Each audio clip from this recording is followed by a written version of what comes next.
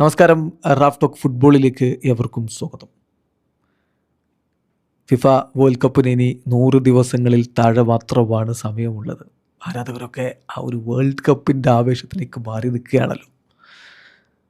കുറേ അസ്വാരസ്യങ്ങൾ അവിടെ ഇവിടെയൊക്കെ ഉണ്ടെങ്കിൽ പോലും കളി മികച്ച രൂപത്തിൽ നടക്കും എന്ന പ്രതീക്ഷയോടെയാണ് എല്ലാവരും ഇരിക്കുന്നത്. 6 കിരീടം ചൂടും, ഫേവററ്റുകളുടെ ലിസ്റ്റിൽ ആരൊക്കെയാണ്? ആ ചർച്ചയൊക്കെ ഇപ്പോൾ സജീവമായി തുടങ്ങി. ഈ മാർച്ച് മാസത്തിൽ ഇൻ്റർനാഷണൽ ബ്രേക്കോടുകൂടി ഫുട്ബോൾ ലോകം ആ ഒരു വേൾഡ് കപ്പിൻ്റെ ഫീവറിലേക്ക് മാറും. കാരണം മാർച്ച് മാസത്തിലാണ് ഈ ഇൻ്റർനാഷണൽ മത്സരങ്ങളിൽ പ്ലേ ഓഫ് വരുന്നത്, വേൾഡ് കപ്പിലുള്ള പ്ലേ ഓഫ് വരുന്നത്. യൂറോപ്യൻ മേഖല പ്ലേ ഓഫും ഉണ്ട്, ഇൻ്റർ കോണ്ടിനെൻ്റൽ പ്ലേ ഓഫും ഉണ്ട്, പിന്നെ ഫൈനലിസ്റ്റുമായി നടക്കുമല്ലോ. അപ്പോൾ എല്ലാം കൂടി ആകുമ്പോൾ ഒരു വേൾഡ് കപ്പ് ഫീവറിലേക്ക് ഫുട്ബോൾ ലോകം മാറും. അപ്പോൾ ഈ ഘട്ടത്തിൽ ആർക്കാണ് കൂടുതൽ കിരീട സാധ്യത? 15 ടീമുകളുടെ ഒരു പവർ റാങ്കിങ് ESPN തയ്യാറാക്കിയിട്ടുണ്ട്. നമ്മളൊന്ന് പരിശോധിക്കുകയാണ്. അതിൽ 15ാം സ്ഥാനത്ത് വരുന്നത് ജപ്പാനാണ്. കഴിഞ്ഞ വേൾഡ് കപ്പുകളിലൊക്കെ മോശമല്ലാത്ത പ്രകടനം നടത്തുകയും വമ്പന്മാരെ വീഴ്ത്തുകയും ഒക്കെ ചെയ്തിട്ടുണ്ട്. അതുകൊണ്ട് തന്നെ ഏഷ്യൻ വമ്പന്മാർക്ക് ഇത്തവണ സാധ്യത കൽപ്പിക്കുന്നവരുണ്ട്. കിരീടത്തിലേക്ക് പോയില്ലെങ്കിലും മികച്ചൊരു മുന്നേറ്റം അവർ നടത്തും എന്ന് ഉറപ്പിച്ച് കരുതുന്നവരുണ്ട്. എന്തായാലും അറ്റ്ലീസ്റ്റ് അവർ ക്വാർട്ടർ ഫൈനൽ വരെയൊക്കെ എത്തും എന്ന പ്രതീക്ഷ പലരും പങ്കുവെക്കുന്നു. 15ാം സ്ഥാനത്ത് ജപ്പാൻ വരുമ്പോൾ 14ാം സ്ഥാനത്ത് ക്രൊയേഷ്യയാണ്. ഒരിക്കൽ കൂടി ലുക്ക മോഡ്രിച്ചിനെ മുന്നിൽ നിർത്തിക്കൊണ്ടാണ് അവർ വരുന്നത്. പ്രായം 40 കടന്നെങ്കിലും ഇപ്പോഴും മിന്നും ഫോമിൽ തന്നെയാണ് അവരുടെ വെറ്ററൻ താരമുള്ളത് എന്നുള്ളത് ഇറ്റാലിയൻ സീരിയയിൽ നമ്മൾ കാണുന്നുണ്ട്. സോ ക്രൊയേഷ്യ 14ാം സ്ഥാനത്ത് വരുമ്പോൾ 13ാം സ്ഥാനത്താണ് സെനഗൽ. ആഫ്രിക്കൻ ചാമ്പ്യന്മാരായ സെനഗൽ. സാദിയോ മാനയെ കൂടാതെ ഒരു പിടി മികച്ച താരങ്ങൾ അവർക്കുണ്ട് എന്ന കാര്യം ശ്രദ്ധിക്കുക. Nicolas Jackson, Kalidou Koulibaly, Ismaila Sarr. അപ്പോൾ അങ്ങനെ നോക്കുമ്പോൾ അതിശക്തമായൊരു നിരയും കൊണ്ടാണ് സെനഗൽ വരുന്നത്. ആഫ്രിക്കൻ വമ്പന്മാരുടെ മുന്നേറ്റം പലരും പ്രതീക്ഷിക്കുന്നു. 12ാം സ്ഥാനത്ത് ഏർലിംഗ് ഹാലൻഡ്, അല്ല നോർവേ, ഹാലൻഡ് തന്നെ പറയണമല്ലോ, നോർവേ എന്ന് പറഞ്ഞപ്പോൾ ഹാലൻഡാ. കൊല്ലങ്ങൾക്ക് ശേഷം 1998 ശേഷം നോർവേ വേൾഡ് കപ്പിന് യോഗ്യത നേടിയിട്ടുണ്ടെങ്കിൽ അതിൻ്റെ പുറകിലെ ചാലകശക്തി ആരാണ്? അത് ഏർലിംഗ് ഹാലൻഡ് അല്ലാതെ മറ്റാരാണ്? സോ ഏർലിംഗ് ഹാലൻഡും മാർട്ടിൻ ഒഡേഗാർഡും ഒക്കെ ചേരുന്ന ടീം ഒരു കുതിപ്പ് നടത്തിയാൽ അത്ഭുതപ്പെടേണ്ടതില്ല. 11ാം സ്ഥാനത്ത് ബെൽജിയമാണ്. കഴിഞ്ഞ ടൂർണമെൻറ്റുകളിലൊക്കെ വലിയ പ്രതീക്ഷയോടെ വന്നിട്ട് കിരീടത്തിലേക്ക് എത്താൻ പറ്റാതെ പോയ ടീമാണ്. ഇത്തവണയും അവർ വലിയ പ്രതീക്ഷയിൽ തന്നെയാണ് വരുന്നത്. മികച്ച താരങ്ങൾ അവർക്കുണ്ട് എന്ന കാര്യം ശ്രദ്ധിക്കുക. പുതിയ താരങ്ങളും പഴയ താരങ്ങളും ഒക്കെ ആയിട്ട് മികവുറ്റ താരങ്ങളുണ്ട്. കെവിൻ ഡി ബ്രൂയിൻ ഇപ്പോഴും കളിക്കുന്നു, 34 വയസ്സായി. റൊമേലു ലുക്കാക്കുവിന് 32 വയസ്സായി. എക്സൽ വിറ്റ്സലിന് 37 വയസ്സായി.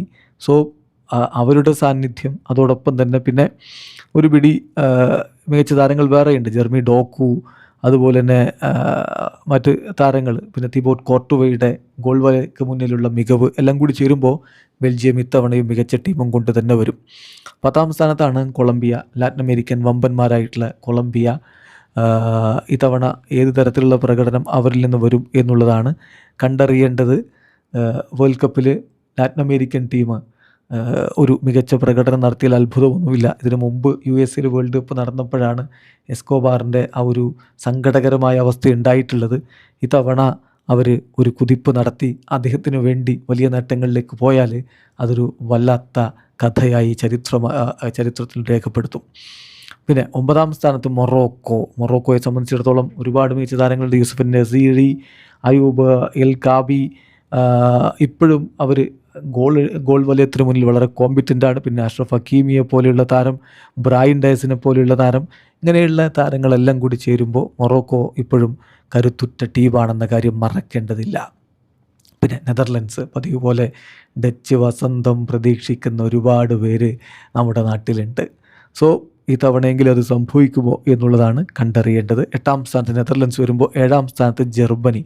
കഴിഞ്ഞ 2 വേൾഡ് കപ്പുകളിലും ഗ്രൂപ്പ് സ്റ്റേജ് കടക്കാൻ പറ്റാതെ മുടന്തിപ്പോയ ജർമ്മനിയാണ്. ഇത്തവണ പക്ഷേ മികച്ച ടീമും കൊണ്ടാണ് അവർ വരുന്നത്.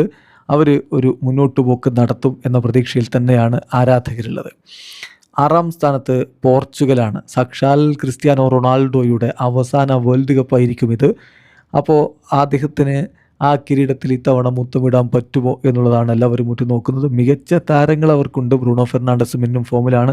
Rafale Leao, Bernardo Silva, Vitinha, Ruben Neves, Nuno Mendes, Ruben Dias, ഇങ്ങനെ നോക്കുമ്പോൾ മികച്ച ടീം. ജാവോ ഫെലിക്സ് ഇപ്പോൾ മികച്ച ഫോമിലാണ്, മികച്ച ടീമും കൊണ്ടാണ് അവർ വരുന്നത്. 5-ാം സ്ഥാനത്താണ് ബ്രസീൽ. റോഡ്രിഗോക്ക് പരിക്ക് പറ്റി പുറത്തായി. ബട്ട് സ്റ്റിൽ റാഫിഞ്ഞയും വിനി ജൂനിയറും ഒക്കെ പോലെയുള്ള മികച്ച താരങ്ങളുണ്ട്. ഡിഫൻസിൽ ഗബ്രിയലുണ്ട്.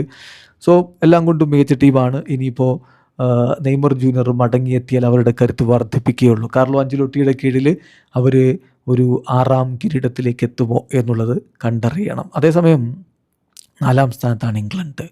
തോമസ് തുഷലിൻ്റെ ടീം എന്തൊരു പ്രകടനമാണ് അവരിപ്പോൾ നടത്തിക്കൊണ്ടിരിക്കുന്നത്. ഹാരി കെയ്നും ബുക്കായോ സാക്കയും ആൻ്റണി ഗോർഡനും ഡെക്ലൻ റൈസും ഒക്കെ ചേരുമ്പോൾ ഏത് നിരയെയും വെറുപ്പിക്കാവുന്ന, ഞെട്ടിക്കാവുന്ന ടീം ഇംഗ്ലണ്ടിനുണ്ട് എന്ന കാര്യം ഓർക്കുക. 3ാം സ്ഥാനത്ത് അർജൻറ്റീന. അർജൻറ്റീനയെ സംബന്ധിച്ചിടത്തോളം പതിവ് പോലെ ലിയോ മെസ്സി തന്നെയാണ് അവരുടെ ഏറ്റവും വലിയ വജ്രായുധം എന്ന രൂപത്തിൽ ഉപയോഗപ്പെടുത്താവുന്ന കളിക്കാരൻ. സോ അർജൻറ്റീന മറ്റ് പ്രധാനപ്പെട്ട താരങ്ങൾ കൂടി ചേരുമ്പോൾ ലയണൽ സ്കലോനിയുടെ കീഴിൽ കിരീട നേട്ടം ആവർത്തിക്കുമോ അത് കണ്ടറിയണം. 3ാം സ്ഥാനത്ത് അർജൻറ്റീന വരുമ്പോൾ 2ാം സ്ഥാനത്താണ് ഫ്രാൻസ് ഉള്ളത്.